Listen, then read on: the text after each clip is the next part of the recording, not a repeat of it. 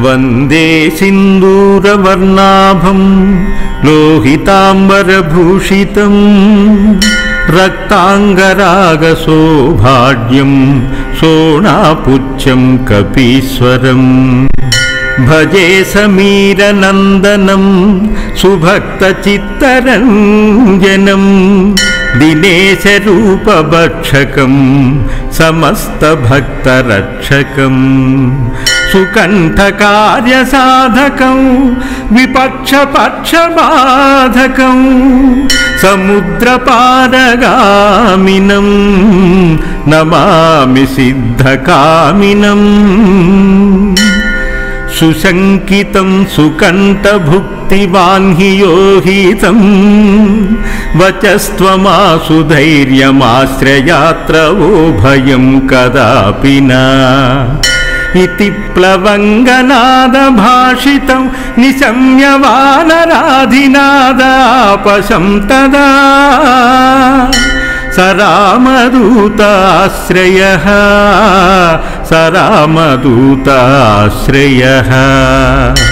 सुदीर्घबाहुलोचनेन पुच्छगुच्छशोभिना भुजद्वयेन सोदरीं निजां सयुग्ममास्थितौ कृतौ हि कोसलाधिपौ कपीशराजसन्निधौ विदेहजेशलक्ष्मणौ समे शिवं करोत्वरम् सुशब्दशास्त्रपारगं विलोक्य रामचन्द्रमाः कपीशनाथसेवकं समस्तनीतिमार्गगम् प्रशस्य लक्ष्मणं प्रति प्रलम्बबाहुभाषितः कपीन्द्रसख्यमाकरोत् स्वकार्यसाधकप्रभुः प्रचण्डवेगधारिणं नगेन्द्रगर्वहारिणं पणीशमातृगर्वहृदृशास्य वासनाशकृत् विभीषणेन सख्यकृद्विदेहजातितापहृत् सुकण्ठकार्यसाधकं नमामि यातु धदकम् नमामि पुष्पमौलिनं सुवर्णवर्णधारिणं गदायुधेन भूषितं किङ्ककुण्डलान्वितं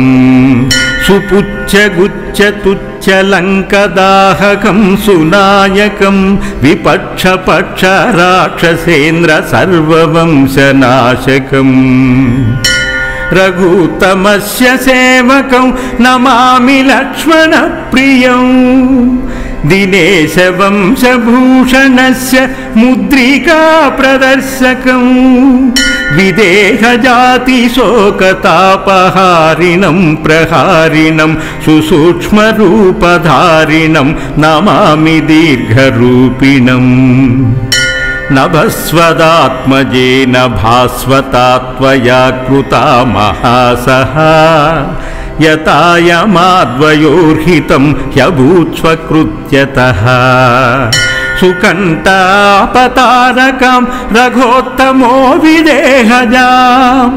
निपात्य वालिनं प्रभुस्ततो दशाननं खलम् इमं स्तवं कुजेह्नियः पठेत् सुचेतसा नरः कपीशनाथसेवको भुनक्ति सर्वसम्पदः प्लवङ्गराजसत्कृपा कटाक्षभाजनः सदा न शत्रुतो भयं भवेत् कदापि तस्य नुस्त्विह नेत्रङ्गनन्दधरणी यत्सरेणङ्गवासरे लोकेश्वराख्यभट्टेन हनुमत्ताण्डवं कृतम् इति श्री हनुमत्ताण्डवस्तोत्रम् सम्पूर्णम्।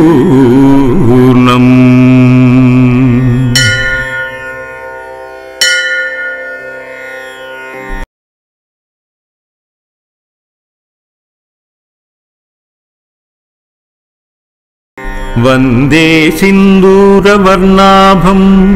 लोहिताम्बरभूषितं रक्ताङ्गरागसौभाग्यं सोणापुच्छं कपीश्वरम् भजे समीरनन्दनं सुभक्तचित्तरञ्जनं दिनेशरूपभक्षकं समस्तभक्तरक्षकं सुकण्ठकार्यसाधकं विपक्षपक्षबाधकं समुद्रपारगामिनं नमामि सिद्धकामिनम् सुशङ्कितं सुकण्ठभुक्तिवान्हियोहितं वचस्त्वमासु धैर्यमाश्रयात्र वो भयं कदापि न इति प्लवङ्गनादभाषितं निशम्य वानराधिनादापशं तदा सरामदूताश्रयः सरामदूताश्रयः सुदीर्घबाहुलोचनेन पुच्छगुच्छशोभिना भुजद्वयेन सोदरीं निजां सयुग्ममास्थितौ कृतौ हि कोसलाधिपौ कपीशराजसन्निधौ विदेहजेशलक्ष्मणौ समे शिवं करोत्वरम् सुशब्दशास्त्रपारगं विलोक्य रामचन्द्रमाः कपीशनाथसेवकं समस्तनीतिमार्गगम् प्रशस्य लक्ष्मणं प्रति प्रलम्बबाहुभाषितः